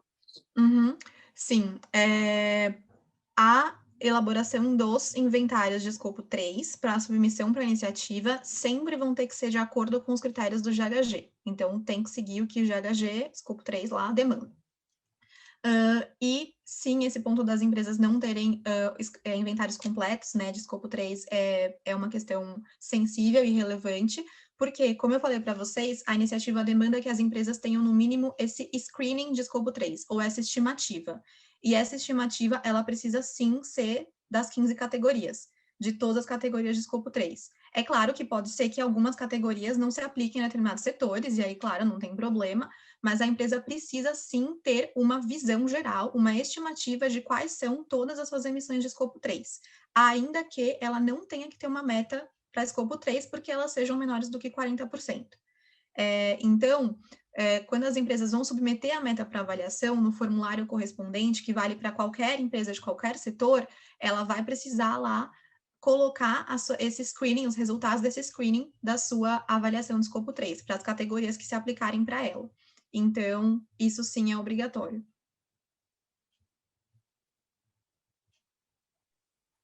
Certo, obrigado, Lígia. Acho que essas eram as principais perguntas, tá? Que acho que foram feitas para você. E aí também você deixa o seu contato, pode deixar ali no chat, se tiver algumas perguntas que a gente não conseguiu responder. Eu vou fazer algumas últimas perguntas, né? Eu posso até eu mesmo responder aqui em função do tempo, mas eu queria só, antes de responder essas perguntas, tentar dar uma resumida em tudo que a gente falou aqui, que eu acho que é bom, né? Tem pessoas que talvez estejam chegando agora aqui pela primeira vez e podem estar um pouquinho perdidas aqui na história, né? Porque a gente está falando de muita coisa. Então, né? Quando você quer fazer o seu diagnóstico das suas emissões, esse é o seu passo zero. É o ponto de partida, é o pontapé inicial. Então, você tem o seu diagnóstico, você faz ele seguindo o método do GHG e pronto, você sabe quanto você emitiu. O próximo passo que muitas empresas estão adotando é estipular metas. Olha, eu emito tanto, mas eu quero reduzir, eu quero ser responsável, eu quero diminuir as minhas emissões, eu quero fazer parte dessas iniciativas de redução de emissões, tá? Muita empresa define a sua meta por conta própria, outras querem se espelhar, né? Querem se inspirar ou seguir as regras de alguém que fala como tem que estipular a meta, tá? Uma das principais iniciativas nessa área internacional, talvez a principal, é o Science Based Targets, para aquelas empresas que não querem ter qualquer tipo de meta, elas querem ter uma meta que é baseada na ciência. O que significa isso? Significa que o quanto eu vou reduzir é o quanto, na verdade, a gente precisa reduzir de acordo com a ciência, de acordo com o conhecimento científico, para que o aquecimento global não ultrapasse o limiar que a ciência está indicando como seguro. Tá? Então, é uma meta, digamos assim, não é qualquer meta. É uma meta que você está se baseando na ciência, no conhecimento científico para ter essa meta, tá bom? Então, acho que até aí a gente tem as regras meio que prontas, apesar de ser talvez uma coisa um pouco nova, ainda a gente está tentando se entender a relação entre o GHG e o Science Based Targets do ponto de vista metodológico. A gente tem as regras do GHG e a gente tem as regras do Science Based Targets, ok? Então, as empresas que querem fazer o inventário seguem as regras do GHG, as empresas que querem ter uma meta baseada na ciência seguem as regras do Science Based Targets. Aí que surge uma coisa um pouco mais nova, apesar de ser um termo antigo, mas está ficando cada vez mais na moda, está sendo cada vez mais usado, que é a questão das emissões líquidas zero, tá? E aí sim a gente está tateando um pouquinho no escuro, né? Não totalmente no escuro, tem uma luzinha acesa ali que dá para a gente enxergar um pouco, né? Mas assim, para a questão do net zero ainda tem bastante incerteza. Por quê? Porque justamente não temos essas regras, não temos padrões, não temos orientações. Então, por isso que cada um fala alguma coisa, né? Então, por exemplo, o Brasil acabou de anunciar agora sei quem está assistindo em paralelo, né? Mas o Brasil acabou de anunciar que vai ser carbono neutro em 2050. Então, a meta anterior era 2060, agora trouxe para frente. Então, o Brasil está falando que vai ser carbono neutro em 2050. Aí a gente vai ter que ver o papel importante que a remoção de carbono tem nessa meta do Brasil, porque com certeza tem, né? Porque se não fosse para ter remoção de carbono também, significaria que no Brasil a gente em 2050 não teria mais praticamente nenhuma atividade econômica acontecendo, ninguém ia acender mais a luz, digamos assim. Então tem um papel importante aí da remoção, mas a gente não sabe exatamente o que tem nessa meta. Vamos ver qual que é o padrão, né? Quais são as regras que o Brasil seguiu para adotar essa meta. E para as empresas, isso também se aplica muito, né? Vamos ver qual que é a meta, qual que é o padrão que a empresa, né? As regras que a empresa está utilizando, está adotando para se auto-intitular Net Zero. E aí que surge, né, o importante papel da remoção, mas também do crédito de carbono. Pode usar crédito de carbono ou tem que ser só remoção? Qual que é o papel do crédito de carbono? Acho que esses são os principais pontos aqui que a gente também está tentando meio que se situar, por isso que a gente não tem todas as respostas para vocês, mas vocês têm que ter isso piscando no radar. Olha, Net Zero é uma coisa um pouco nova, certo? Tem a questão da remoção, que é importante, tem um papel importante do crédito de carbono também. Eu quero entender isso melhor, deixa eu me informar, né? Tem o pessoal do Science Based Targets, como ali já falando, que vai trazer orientação, tem outras orientações também surgindo. Acho que é importante a gente ter isso piscando no radar, tá? Então, aí, por fim, só algumas últimas perguntas. Tem gente perguntando em relação ao cronograma daqui para frente. Sem entrar muito nos detalhes, a gente logo mais vai fazer um comunicado forte e firme em relação ao cronograma até o final do ciclo, certo? Para vocês terem certeza como é que a gente está em termos das datas, tá? Aí eu tenho mais duas perguntas aqui, mas acho que já está acabando com o tempo, acho que eu vou fazer só essas duas perguntas. Se tiver uma última pergunta bastante relevante ali no chat, Carol e Jéssica, por favor, me avisam, tá? Que eu não estou olhando o chat mais. Então, tem alguém perguntando aqui se a principal fonte de emissão do Brasil está ligada à mudança no uso do solo, os esforços das empresas de redução são suficientes? Não, não são suficientes, são importantes, né? Porque a gente tem ali várias atividades econômicas emitindo gás de efeito estufa e cada um tem que ter a sua parcela de responsabilidade. Então, precisa ter política pública para conter o desmatamento ilegal na Amazônia, precisa ter outros tipos de política pública para a empresa fazendo coisa por conta própria. Então, é um conjunto de ações, né? Como a Jéssica falou, esse bottom-up não é só uma ação, é um conjunto de coisas borbulhando junto com o top-down, para que em algum momento eles se encontrem essas ações e que, somando os esforços, a gente consiga manter o aquecimento global abaixo de 1,5 graus. A última pergunta que eu tenho aqui é se os desinvestimentos podem ser contabilizados como redução de emissões. No limite, sim, né? Se você desinveste, fecha uma planta, deixa de ter participação societária em alguma empresa que é intensiva em carbono, isso tem um rebatimento no seu inventário, tá? E você reduziu suas emissões de acordo com o que está no seu inventário, ok? Tem que olhar com bastante critério para essa meta, né? Porque você está se tornando menos carbono do ponto de vista da sua intensidade carbônica ou não? Ou foi só uma mudança estrutural que aconteceu nos seus investimentos? Mas, em princípio, no limite aqui de forma geral, dá para falar que sim, tá? Tem mais alguma pergunta, Carol ou Jéssica, por aí? E tem uma pergunta que é sobre o RED, se você considera como um crédito de remoção, exatamente. Tá, então está escrito RED+, né? Então, RED+, é um monte de coisa, não é só RED, é RED+. Então, tem de tudo aí, tem redução de emissões, tem remoção, tem conservação, que leva ao incremento do estoque de carbono, tá? Então, RED+, é aquela categoria container, né? Onde você pode colocar tudo para dentro, certo? Então, o RED pode gerar um crédito de carbono, ele pode ser um crédito de carbono tanto de remoção como de redução, ou de conservação, que leva a um aumento do estoque de carbono, tá bom? Um incremento do estoque de carbono. Gente, eu acho que era isso, né? Para a gente também não passar do tempo. A gente já passou 3 minutinhos do tempo, mas acho que está perdoado, né? Porque foi bastante interessante. Olha, restaram muitas dúvidas, a gente nem conseguiu responder metade das dúvidas, eu acho que a gente tinha sobre crédito de carbono, que é o meu assunto preferido, né? Todo mundo sabe, mas Crédito de carbono é sempre uma questão que traz muitas dúvidas, por isso que a gente tem um próximo webinar, onde a gente vai falar sobre os instrumentos para você alcançar as metas. E a gente vai falar especificamente sobre crédito de carbono e sobre certificados de energia renovável. A gente vai ter a participação do Fernando, do Instituto Totem, que também é o representante do I-REC Standard aqui no Brasil. Então, ele vai falar quais são os tipos de REC que existem e qual que é o papel também do certificado de energia renovável na redução de emissões, por exemplo, de escopo 3.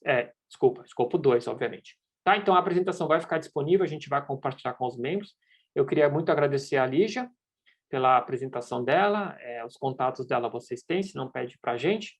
Agradecer também a Carolina e a Jéssica pelas excelentes apresentações e vocês por terem ficado com a gente até agora. E eu acho que é isso, né? Acho que eu vou me despedir. Muito obrigado a todos. Se o pessoal quiser dar um tchau aí também, para não ficar só eu falando. Eu que agradeço o convite. Obrigada, gente. Estou à disposição. Obrigada a todos os membros. Também estamos à disposição. Obrigada, pessoal. Obrigado, gente. Eu vou encerrar por aqui. Tchau, tchau.